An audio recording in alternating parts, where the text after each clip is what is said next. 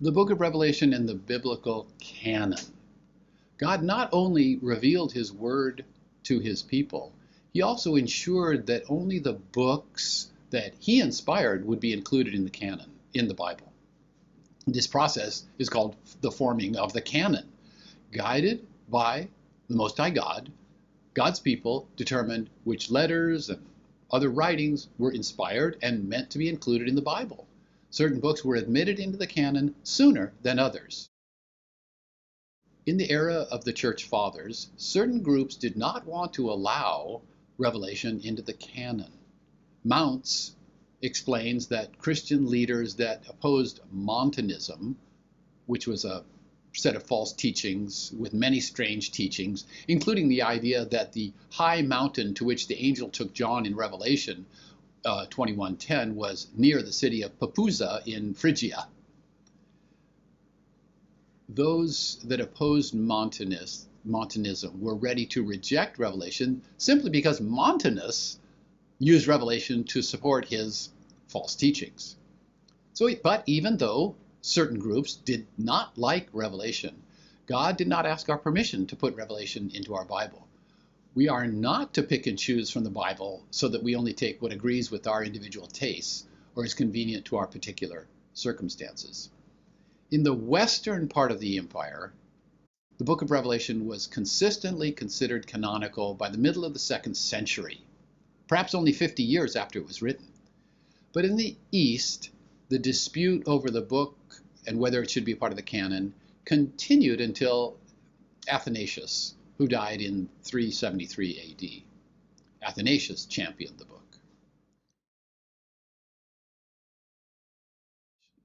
Revelation 1:3 says, "Blessed is the one who reads, and blessed are those who hear the words of this prophecy and keep those things written in it, for the time is near." This verse, chapter 1, verse 3, is the key verse which points to the primary theme and purpose of the whole book of Revelation. Again, blessed is the one who reads, and blessed are those who hear the words of this prophecy and keep those things written in it. This blessing will come to each believer and to each congregation that obeys the book of Revelation. In the Greek of Revelation 1:3, the word blessed only occurs once. In English, you kind of have to make it appear twice, but it's once. It's the first of the 7 repetitions of the word blessed. And it explains, how do you get this blessing? By obeying.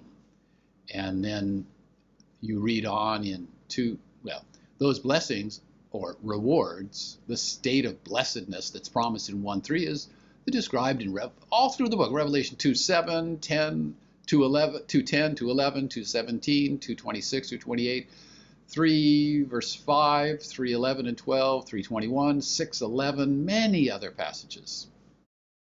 Blessed are those that keep those things written in this book. I want that blessedness. And this book is written to encourage us all to hunger and thirst for this blessedness. I want to show that to you in these lectures. So by way of overview and how this book is structured, how it's shaped, it's important to realize that every book of the Bible has an overall structure. God did not reveal his word to us in a haphazard way. This structure was appropriate to the eyes and ears of the original readers and maybe foreign to us, but it's there. Knowing as much as we can about how a particular passage fits in that overall structure can be a great help in interpreting and applying the word. If we desire to experience the blessing promised in Revelation 1:3, then we need to keep those things written in it.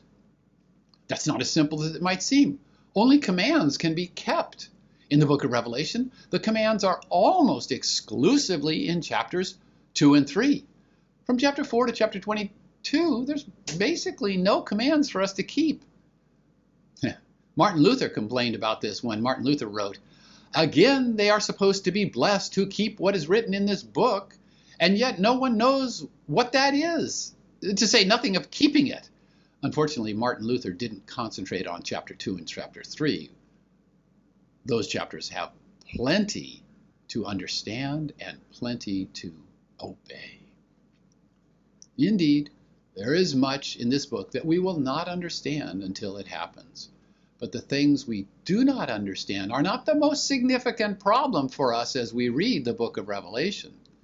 That problem for us instead is chapter 2 and chapter 3, where there are many commands which are very easy to understand, but sometimes very difficult to obey. As in the case of several New Testament books, we are helped a great deal by a verse that reveals the structure of the book. Revelation 1:19 does that for us. Here's Revelation 1:19. Write, therefore, the things you saw, and the things that are, and the things that will be after these things. The Lord Jesus gives John a command to write down 3 things. First, the things you saw. Second, the things that are. And third, and the things that will be after these things.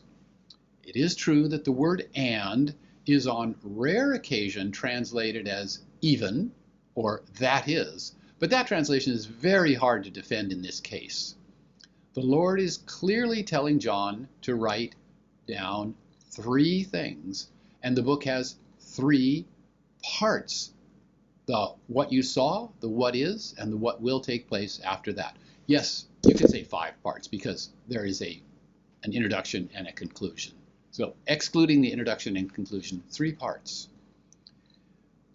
So the vision that John saw in chapter 1, which ends with 1:19 and 20, is the what you saw. John, write down what you just saw. And John obeyed that command to write down that first portion, and that is chapter 1 of Revelation in your Bible.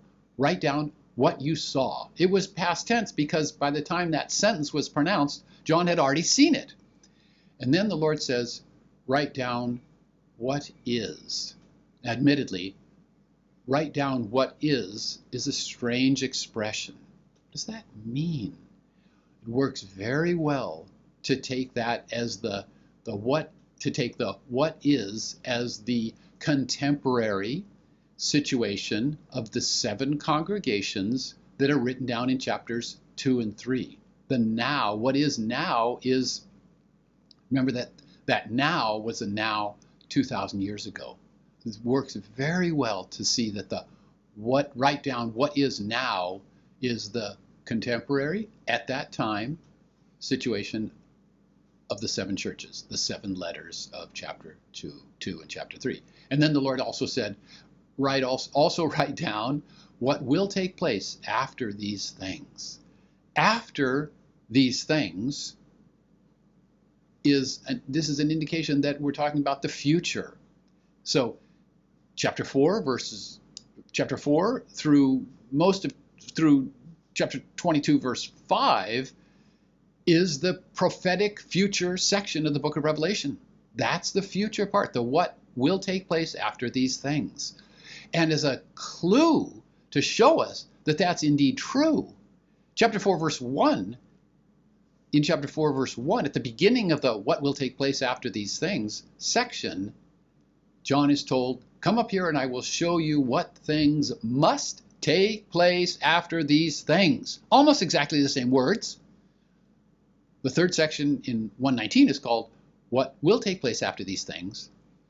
And in 4:1, we are about to see what must take place after these things. That expression, what must take place after these things, is a clue. Remember, go back to 1:19 and you'll see that we're starting that section. I like to think of these expressions, that expression, I come up here and I will show you what must take place after these things. That what must take place after these things is like a hyperlink on an internet screen. And we take our mouse and we click on that link. and we jump to another page. And in this case, indeed, we jump from 4:1 to 1:19, or we jump from 1:19 to 4:1, and we see that they are connected. So, Revelation 1:19, write down what you just saw, and John did. It's chapter 1 in your Bibles. Write down what is now. That's Revelation 2 and 3, the now of the seven churches 2,000 years ago. And write down what will take place after these things. And from chapter 4 through part of 22, John wrote down what must take place after these things. That is the outline of the book of Revelation. Again, chapters 1, 2, and 3 happened at the time of John, that John was on the island of Patmos. He saw that first vision. He got those letters from the Lord to those seven churches. That was all about a situation 2,000 years ago. Yes, it has tremendous relevance to today, but it was specifically about those seven churches and that vision on the island of John, of the Lord with his eyes of flaming fire, etc. And 4 through 22 is the not yet. That has yet to happen. We have not yet gotten into that. But the day will come, and it will come suddenly. That's the structure, the overall structure of the book of Revelation. And these parts are interrelated. The first part, it's the core of the book. This is Jesus Christ. This is what he looks like, and this is what he is like. We need to remember the character of Jesus Christ. Who is he? Who is my Lord? Understand his character and how his character relates to us. In the second section, this vision of Jesus Christ is applied piece by piece. It's applied in the 7 letters. We'll see how that's done. To help those 7 congregations apply the vision in chapter 1. And those 7 letters offer tremendous reward, tremendous blessedness, although the word is blessed is not used in 2 and 3, tremendous blessedness for those that obey. Chapter 2 and chapter 3 offers tremendous rewards that will be fulfilled at the end of the age. And then 4 through 22 describe the preparations for the end, and then that end of the age. In summary, chapter 1, the vision that shows who Christ is. Chapters 2 and chapter 3, 7 messages that demand obedience and promise rewards. 4 to 22, prophecy of the victorious lives of some believers, the judgments on the enemies of God, and the victorious return of Jesus Christ. They are connected. These 3 sections are connected to each other. Chapter 1 is the Christ. He is the foundation for our actions, our thoughts, our lives, the center of our existence. Chapters 2 and chapter 3 build on that foundation of section 1. Each letter begins with a fact about Jesus Christ that was mentioned in chapter 1. The second section also is closely related to the third section because the promises in chapters 2 and chapter 3, promises to obedient believers, are fulfilled in the third section. The third section, 4 through 22, these chapters have not happened yet. Obey what you've learned that you need to obey, what you found that you need to obey, obey in 2 and 3, because the Lord will return and promises great reward in that end of the age. Amen. The last thing to discuss in these introductory matters is the actual purpose of the book of Revelation. Revelation was written and then sent to the Christians of 7 congregations and to us indirectly to rebuke or encourage as needed so that those 7 congregations and we readers will live as victors, or as the NIV translates, as overcomers, and so participate in the victory of the Lord Jesus. Dillow, writing about the book of Revelation, agrees. He wrote, "The central theme of the entire book is to exhort the saints to persevere and be victorious." If believers obey whatever is written in this book of Revelation, Believers will be full of joy because of the Lord Jesus and his victory. Chapters 2 and 3 are full of great challenges. Chapters 4 through 21, the visions about the second coming of the Lord Jesus Christ, all explain that his victory will bring destruction to those who dwell upon the earth and rewards to the faithful. So in an indirect way, those visions support the challenges of chapters 2 and 3. Christ the King will return in victory and will bring rewards for those who overcome the temptations and trials in the way that he overcame temptations and trials. He was faithful unto death and earned a great reward, exalted according to Philippians 2.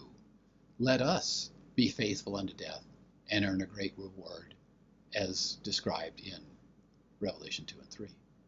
The careful reader will see that this book is indeed very practical. Revelation was not given to us for speculation about, for instance, who is the Antichrist or what is the date that the Lord will return.